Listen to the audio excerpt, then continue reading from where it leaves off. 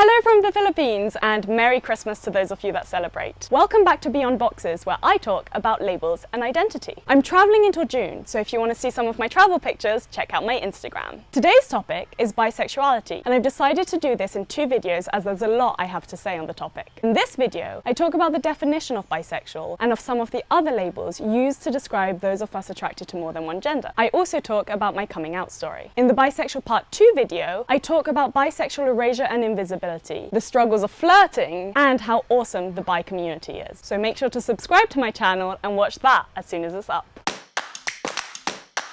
There is a lot of discussion over the correct definition of bisexual. There's still a common misconception that there are only two genders, and therefore that bisexual is the attraction to both men and women. But this negates the existence of all the other genders, which I'll talk more about in another video. An updated definition is that bisexual is attraction to both one's own and other genders. This definition is far more inclusive and increasingly what people mean when they identify as bi. Neither of these definitions indicate how bi someone is though. Are they equally attracted to the full range of genders, or do they have a gender preference? Are they more bi-curious, or are they fully bisexual? In my In-Betweeners video, I use the clothes versus clothes story to indicate how easy it is for two people to fall into conflict when they're unaware they're talking about different things. Being bisexual can be a bit like that sometimes. I've dated women before who identify as bi but are much more the hetero-flexible end of the spectrum, whereas I'm much more pansexual, and inevitably it led to heartbreak.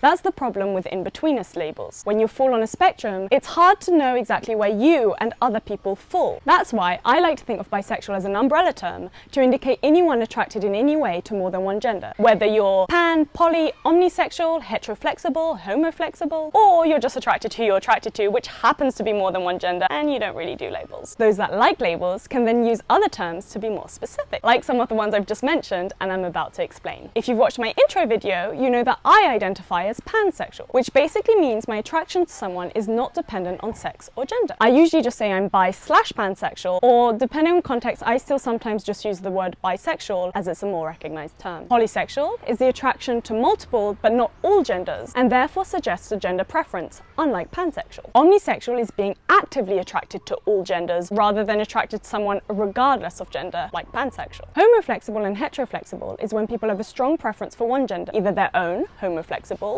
or the opposite, heteroflexible, but might occasionally make the odd exception, and might enjoy kissing, flirting, maybe even sleeping with someone of other genders, but probably wouldn't be in a relationship or fall in love with someone of a different gender to their preferred one. None of these labels have strict definitions. They can be flexible and open to interpretation based on the people who identify with them. So, there's a lot of terminology and a lot of labels to define one's sexuality and describe those of us attracted to more than one gender. And new ones are constantly appearing. I'm sure by the time I've uploaded this video, there'll be a whole bunch more out there, and there probably already are plenty that I haven't heard of. So if you identify as bisexual in the umbrella sense but have a different label that you use to describe yourself, let me know in the comments what that label is and what it means to you. For some, having the right label is extremely important. For others, there can be a whole bunch of labels that apply. And for others yet, they reject labels as unnecessary and complicated. I'll talk about why I think that is in my video on the pros and cons of labels. But what's your preference? A few months ago, I attended a discussion group called Bisexuality, TEA, where we drank tea and talked about being bi. It was great. There were about 10 of us there. Some identified strongly with the label bisexual. Others preferred pan or polysexual. Some, like me, decided to use both bi and pan or polysexual. Some were more curious,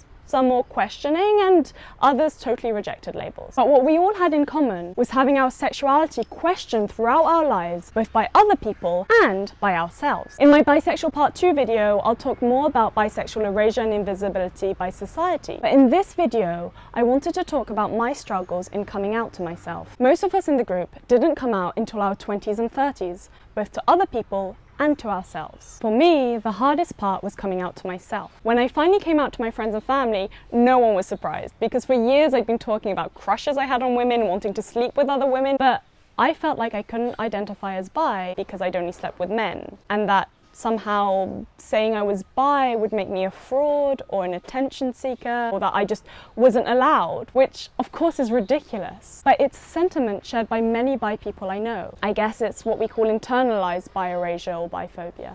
I was 22 when I officially came out. I remember calling my best friend from school to tell her that I'd just slept with a woman for the first time. I was really nervous about telling her. I called her up and told her, I've got some big news. This might come as a shock, but I've slept with a woman. She replied, yeah, you told me this years ago. I was surprised and a little taken aback at how blasé she was at my big revelatory moment. But as far as she was concerned, wanting to sleep with women and actually sleeping with women was the exact same thing. But for me, it wasn't that simple. It wasn't until I fell in love with a female friend that I started thinking that maybe the label straight didn't really fit me. But even then, I felt really uncomfortable using the label bisexual. So for a long time, I just didn't bother with labels. And if I had to, then I guess the label pansexual felt like the best fit, because it was more to do with my attraction of the person and how they made me feel rather than their gender. And that's still my preferred label. But after a while, it just became easier to use the term bisexual in many contexts. I'm not sure which exactly came first, using the label or meeting other people. But once I adopted the label, I suddenly felt like I became part of this amazing bisexual community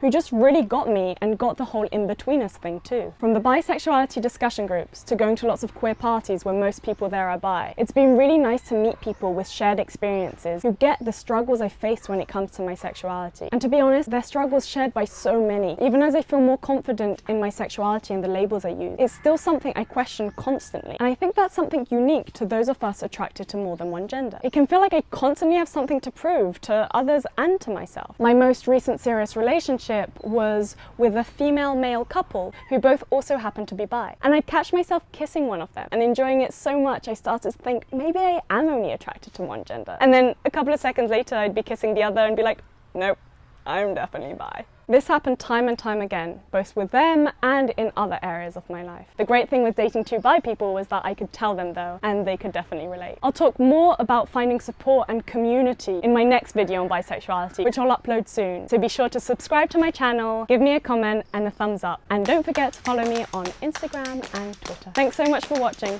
Bye for now.